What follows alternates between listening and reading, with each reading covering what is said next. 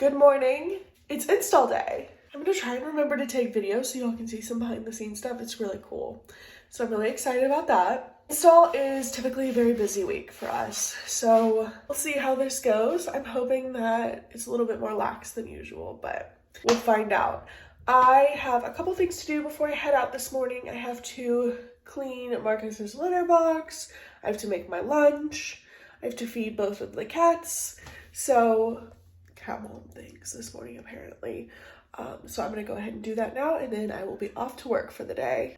You might be able to hear it in the background, but my neighbors are selling their house, and I walk out this morning and their entire roof is gone. I think they're having to like repair the entire roof to be able to sell their house because of the inspection or something, which is crazy. But their house has been on the market for a while, so I'm not surprised that they agreed to that. Today's lunch consists of strawberries, grapes, an Uncrustable, Jell-O. No, I will not be taking any questions. I am also going to chop up an apple so I can have it as like a mid-morning snack or something else. I don't know. Let's chat a bit while I chop this apple. So I was really worried. I'm going to talk kitten and cat again. I was really worried about this introduction process between Theo and Marcus because Theo has just lived alone for at least 2.5, 3 years with me.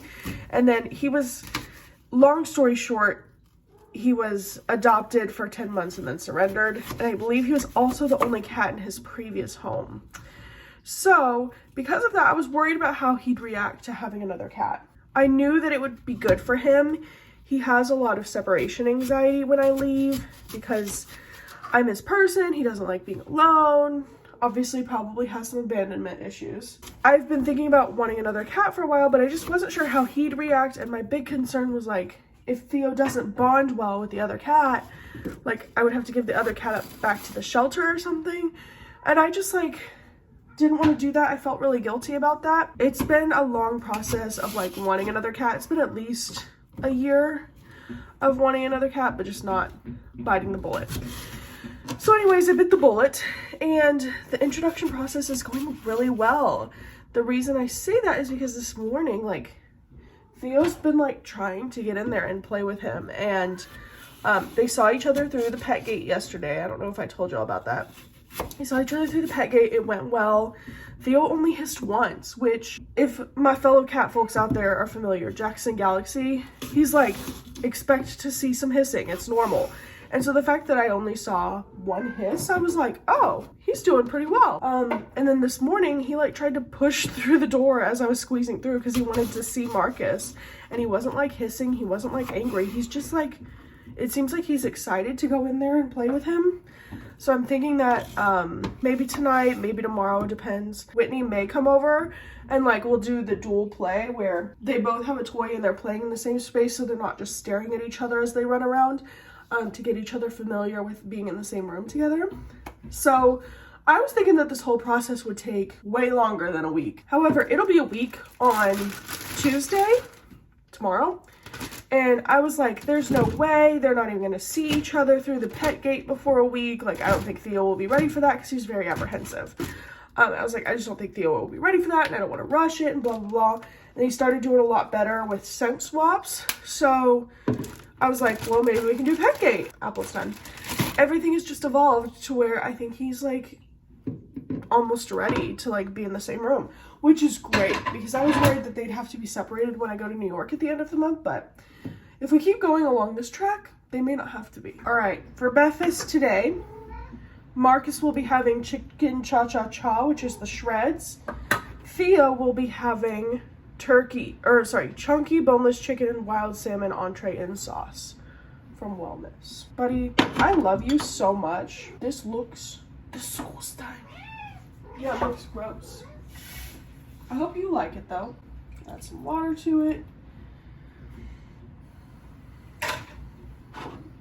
Theo's breakfast is served. Do you want breakfast? Okay, let's go.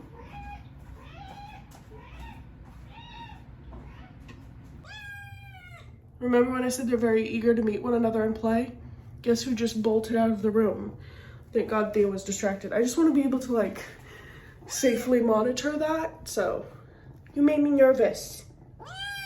Yeah, do you want your breakfast? Buddy, there's nothing in the bowl. Admittedly, I can't wait till the two of them are together because then I can have my bathroom back and clean it. I've missed, like, having my master bathroom because Theo never comes in here. Usually this room is blocked off from Theo because he likes to unroll the toilet paper. Here is Marcus's breakfast. Do you want breakfast?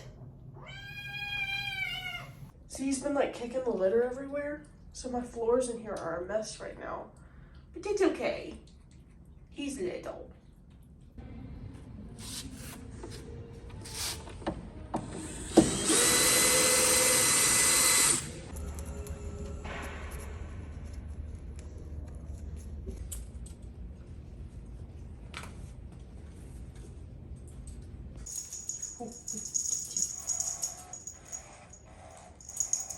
Okay with your toy, Marcus? It's the first time the boys are in the same room. Tootie's playing with his favorite toy. Marcus is a weirdo nervous. He said, I'm in the new room and that's a really big kitty. Oh, I can't play with that. You go come play. Can I play too? Good boy, too. Good Tootie. Oh, it's all over my hand. Please clean me off. Thank you. Can you see yourself? Is this a good angle for my arm? Absolutely. So library. So as you saw by the one B-roll clip that I shot, Whitney and I went to the library. I got 6 things. Here's Whitney. Whitney reveal. What if I just was like this the whole shot? And so we're gonna talk about the books that I got. This was totally an impulse. Whitney decided that I needed to get this. It's Jennifer Armentrout's Obsidian. I've not read any of JLA's books, but this is apparently a new cover. Wait, if you want to read any of her other books, don't read that because all her books are the same thing over and over. So if you read that, then her other books, you'll be like, that was the same thing as the other one. So start with the one that you want to read the most because they're all recycled. It's okay. We'll start with this one. It's got really cool sprayed edges. Whitney said it was like a cover revamp, so. Yes, this is so much fancier. Do you want to see, put the thumbnail of what the actual cover for this is? Because this is an upgrade. Upgrades, people, upgrades. When you Google that, when you're editing this, you're going to be shocked. Then I got For Never and Always by Helena Greer. I have read both of Helena Greer's books. The first one was called Season of Love. The second one is, I don't remember. This is the second one, since I'm inserting images here. And this is the third. Have I read this one? I don't know, but I was going to come in and say plus size romance, so you're kind of participating if you read that this month.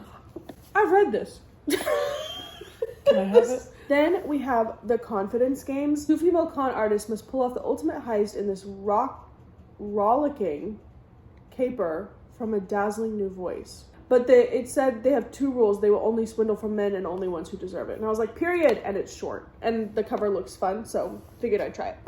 Then another cover decision was The X-Vows by Jessica Joyce. No idea anything about this, but I love a second chance romance. I am a second chance romance girly through and through. Everyone hates a second chance romance. I do not. I love them. Then the last 2 books I got were The It Girl by Ruth Ware and 0 Days by Ruth Ware. I was looking at my 2024 reading challenge that I set for myself of like a TBR, and both of these books were on there because she came out with a new one, and I have the third one as one of my book of the month picks, so I decided to get these 2 from the library to potentially read.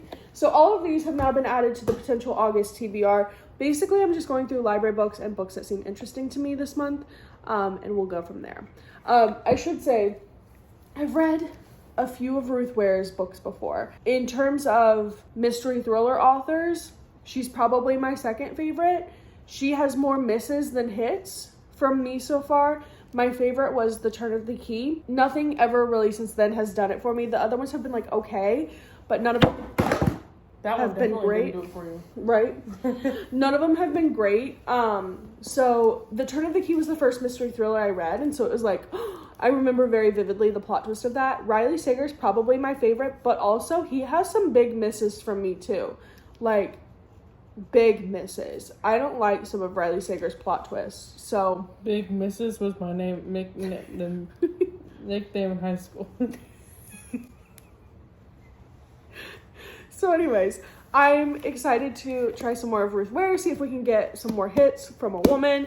And then I'm also really interested in trying Frida McFadden's book. She's all the rage right now. I would have never picked her books up, but everyone's loving her mystery thriller books. So I'm excited to give those a shot too. And I always hear that the plot twists are pretty good with her books. So I love a good plot twist that I can't expect. I like to theorize as to what I think the plot twist is going to be.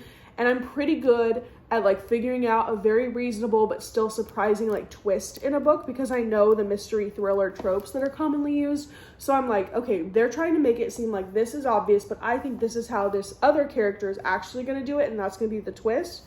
So if I can figure that out and it like actually happens that way, I'm like, okay, like that was a decent book.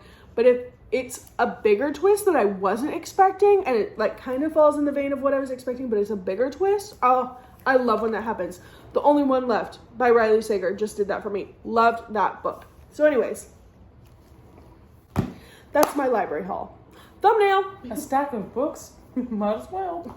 Might as well. I'm having a hot dog, 2 hot dogs for dinner. Makes me want a hot dog Real bad. Okay, so I posted a new video. You want to watch it?